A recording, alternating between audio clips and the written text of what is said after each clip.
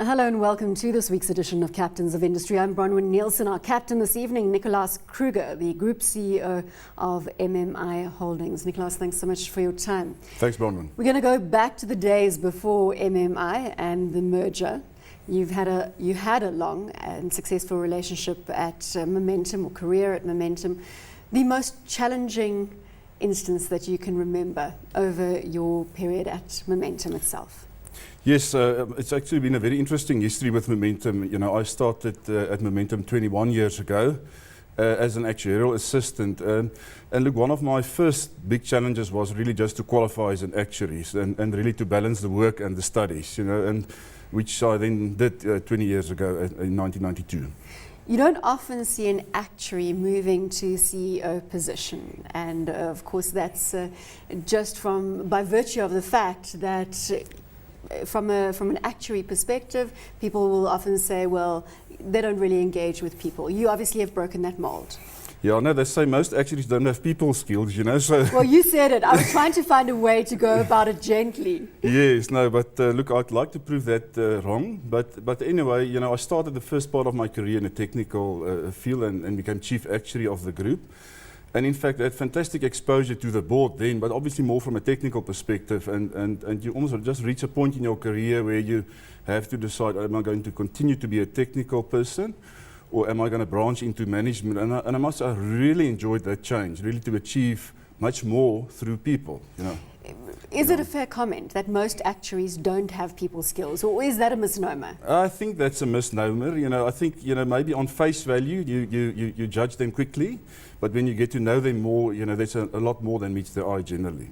The culture at Momentum, 21 years within that fold, can you give us a little colour around that? Yeah, it's in fact very interesting. I started when Momentum was a tiny company, you know, say 200 employees only. You know, everyone knew each other, you know, very Afrikaans culture and so forth. And I started there, nobody working for me, sort of doing technical work and so forth. But what really changed things quickly is R&B became involved in 1992, just a year later. And really the growth trajectory started then. You know, we went through... Was it exponential? Exponential growth. The time that R&B came on? In fact, R&B came in and then the whole culture was changed. You know, and through the same people, but just a sort of more emphasis on the entrepreneurial culture. The company that used to exist then is totally different today. Just to put it in perspective, you know, us as a new combined group, MMI, we make about 3 billion rands profits. And it takes us now 2 days to make the profit that Momentum made in a whole year when I joined. Well, it certainly puts perspective to the game. MMI and the merger 2010. How was that transition? It must have been a tumultuous period for the two groups, for Metropolitan and for Momentum. Yes. Was it tough? Yeah, it's really tough, you know, to reach agreement on all the various aspects. And I spent a lot of time with the CEO of Metropolitan at that stage, who's still with MMI now. And we really talked about the vision for this combined group, to the point where we really fully agreed that by putting these two companies together, it will be a sort of a quantum leap in strategic direction for both groups. And once you agree that vision, you actually just manage to work through all the negotiations and the technicalities. And I mean, it was by far the biggest milestone in the lifetime of both groups, both Momentum and Metropolitan. How do you manage the change with the staff complement? Because they are obviously the people that are going to be most disconcerted. Yes. Amalgamation means potentially job losses for some, duplication. How did you manage that process?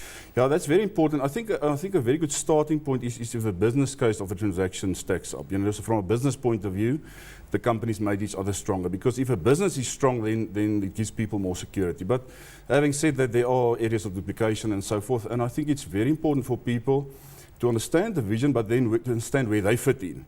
And until you put your structures in place and you give certainty about who's got which roles and who do you report to and what your role is, until that point, people are very anxious. Once we've done that, and we did that quite early in the process, people start to relax, and then you have to really work hard on the change management issues and to build the new combined unique culture for the group. With that duplication in a number of roles, were there job losses?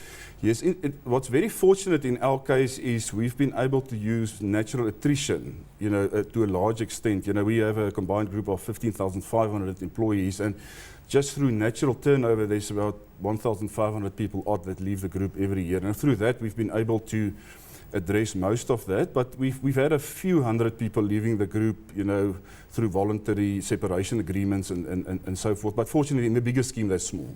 Where are we now? Is the merger fully to bed?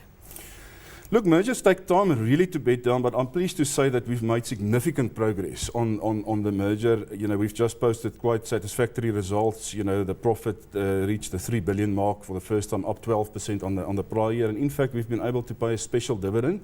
So dividends, including the special dividend, up 41%. Makes shareholders very so happy. In fact, shareholders are very happy from that point of view. And even on the expense savings, the integration savings, we extracted 201 million in the first year, which was more than what we counted for. So I must say, starting to show tangible results. And what impact is it having on the competitive landscape now with the amalgamated group, a giant, so to speak?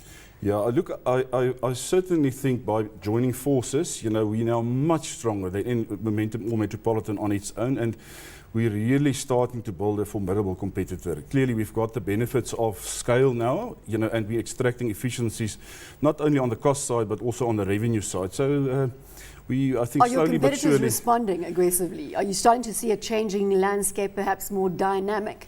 Yeah, look, South Africa's financial services sector is very competitive, and we're certainly becoming a much more focused group, with Metropolitan focusing on the lower end of the market, predominantly on the retail side, Momentum more on the upper end. So now that we've got this new giant, we can really put all our energy in the various focus areas, and we're seeing competitors responding in different ways. But I think we can really gain and improve our competitive positioning through this joint merger. What is your overarching value proposition? As you've indicated, you do service now across the LSM groups. Yes. Yeah, we essentially, our vision is to become a leader in meeting the financial services needs of our clients. Now, clearly, these clients span all the different market segments. It spans a lot of different product ranges. It just excludes banking, but other than that, we've got the full range: healthcare, employee benefits, life, and so forth. And then we've also got a footprint in Africa now as well, in 12 different countries in Africa. But if we look at all of that, the most important focus area is clients, and we have to become extremely client-centric and make sure that everything we do, we meet the needs of the clients. Like one of our previous chairmen said, that as a test, would you sell this product to your mother or your grandmother? And if the answer is still yes, then you're meeting the needs of clients. Africa, 12 countries, you have a presence. Is that going to be an aggressive focus area for you going forward? Now, in fact, as far as geographical diversification is concerned, Africa is by far the biggest focus area for us. So we've got a footprint in 12 countries in Africa. We're bigger in SADC, the countries around South Africa, but we've got sort of on the east of Africa, Kenya, Tanzania, we've got Ghana and Nigeria as well, we've got Mauritius and so forth. And what we really set ourselves out to do is to increase the scale in each of those countries. And in fact, the board approved an investment of 500 million rands in those countries, really to bulk up and to become much more significant.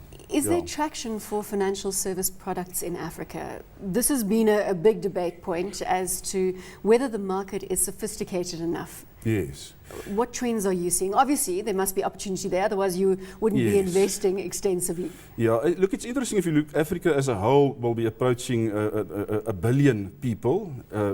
Shortly, there's already more than 300 million cell phone users. So there's an emerging middle market in Africa and also in the countries where we're operating, and we're seeing a rapid economic growth. Now, with that, we think we will see increased penetration of insurance-based financial services products. The penetration rate is still very low, but we will have to help create the demand for those products, because the middle market really need those products over time. The perception of the industry as a whole, we did go through a very tough phase where there was reputational damage done across the board. Is that all over, Nicolaas? Are you proud to be a captain of industry within this segmentation? Yeah, I'm definitely very proud to be part of a large insurance-based financial services organization, but I think the industry still has to do a lot of work to further restore trust. I think we're already much better than we were a couple of years ago, but I mentioned the client focus and client centricity. And maybe we'll never get there. It's almost a journey that we'll have to strive towards client centricity all the time. The distribution models, what are you using? You relying still extensively on the middleman, the broker, effectively. Do you feel that chain is clean? Yes, we actually focus on tied intermediaries a lot. In the metropolitan space, we've got 5,000 intermediaries spread across the country. And on the momentum side, we use brokers and our own agents. And we really believe there's a very strong need for financial advice. Face-to-face discussion, financial needs analysis to explain complex products. However, alternative distribution channels will also become important, for the youngsters, maybe the internet or cell phones, or just affinity groups, for certain groups of people. So we're open to these alternative channels and starting to use that, but financial advice will remain a cornerstone as well. And the onerous educational requirements now for the financial advisors, you've got, as you say, a wide network, some 5,000 within the fold. Have you engaged? Has there been pushback? Do they feel that they are being fairly treated at the moment? Yeah, look, in principle, I think it's a good thing that we almost have to upgrade the standard of financial advice. So in principle, to go through an exam is a good thing. But what we fully support is the Financial Services Board has now agreed that the tied agents focusing at the lower end will rather have to write the bespoke exam, a little bit more simple and a little bit more applicable to that market. I think now that we've reached that agreement, I think we're focusing on the markets in the way we should, and generally speaking, we fully support upgrading the quality of financial advice now. How does the direct insurance model impact on yourselves? Have you considered it? Is it something that you're going to branch into going down the line? Yeah, we already have pockets of that. It's still not big in the bigger scheme, but I think it's a channel that will grow over time. But I still see the financial advice through intermediaries as the main channel. But we have to respond to clients' needs. Some want to access you via the internet, and then we have to respond.